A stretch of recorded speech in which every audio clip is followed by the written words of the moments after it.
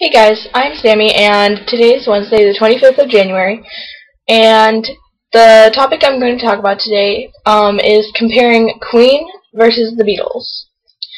I do not come up with my topics. I ask for suggestions on DeviantArt and Facebook and stuff like that. And my friend Little Maniac, which is on DeviantArt, she requested that I do a video comparing Queen to Beatles. Now, the fangirl inside me would probably scream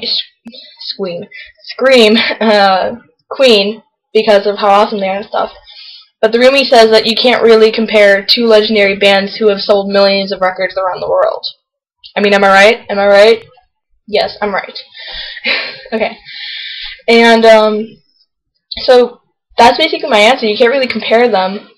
Well, you can, but you can't really say who's better, who's not, unless you're a total musical obsessor. Like, on VH1, they put Queen at 14 and Beatles at number 1. For me, they would both be at number 1, honestly. So, clearly I'm not a musical expert. But I do know quite a bit, more than other teens my age. So, that's basically my answer to the topic. If you'd like, we can compare and contrast. If you would not like to, this video is officially over. But yeah, let's compare and contrast. Okay. Contrasting. No, I'll say that one for last. There's a little more contrasting than comparing. Comparing. Both 4 guys. Amazing frontman, amazing guitarist, amazing bassist, epic drummer. Totally. Sold millions of records each. And both are British, obviously. And I don't know, that's pretty much the basics. If you want me to go deeper, I could, but I'm not going to, otherwise that would make this video super long. Okay. So now contrasting.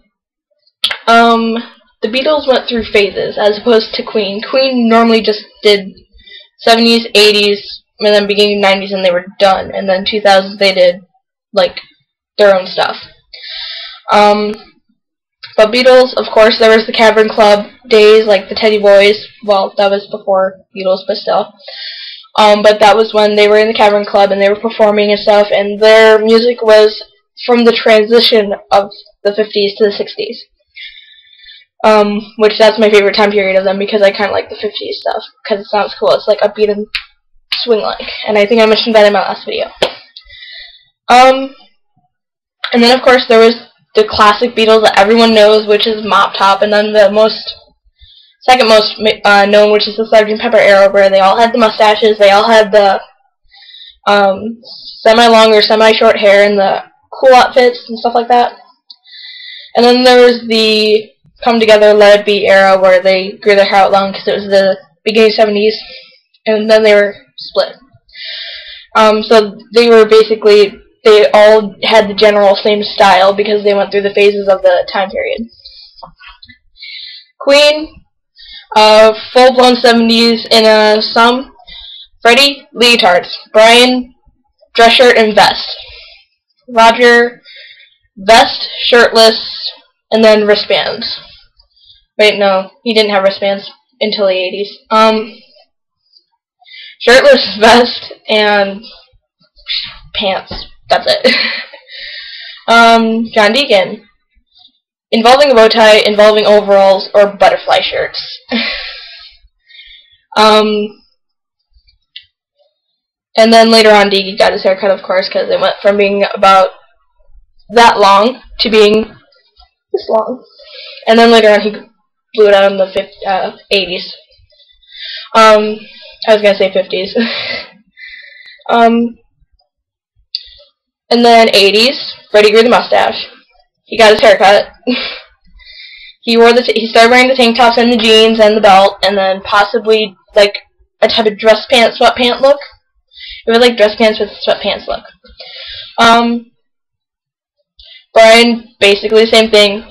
White dress shirt, black vest type of thing going on. Although in the 70s he did also wear the type of matching outfits where it had like the wings going on, stuff like that. So that was basically the 70s style. 80s style, he had the dress shirt vest. John Deacon, blue shirt, blue pants, or dress shirt, sweater vest with a tie, or anything nerdy cute like that, with a leather vest. That was late 70s, so no leather vest. Never mind. Roger, striped shirt, other types of shirts, and mainly sunglasses all the time in the 80s. I'm not even kidding. And then that's when he wore the wristbands. And John Deacon, I already said. So I said everyone in the 80s. And so yeah, they basically went through like 2 styles throughout their like full career. Other contrasts.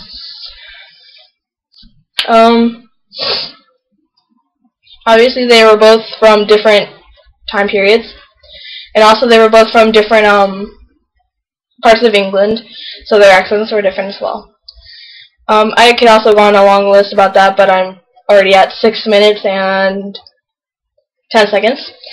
So I will leave you guys within the next minute or so. Comment question of the day. Who do you think is better, Queen or the Beatles? And why? And leave a comment below. And leave me a suggestion for next week if you're watching this right now. And if you are watching this and you don't want to leave a comment here, leave me a comment on DeviantArt, which is PoppyCockFanatic13, or Facebook, which is Samantha Musgrave, and leave me a comment. Maybe I'll do it. Maybe I'll getting all tongue twisted. I don't know why. Maybe I was thinking like Shane Dawson wise. Leave me a request. Maybe I'll consider it. I will. Well, not maybe. I will consider it. Maybe I will talk. Maybe I will debate about it or talk about it as my next topic for next week. So yeah, basically it. This is Things We've Said Today 7. Continue watching, and I will see you later. Bye. Peace out.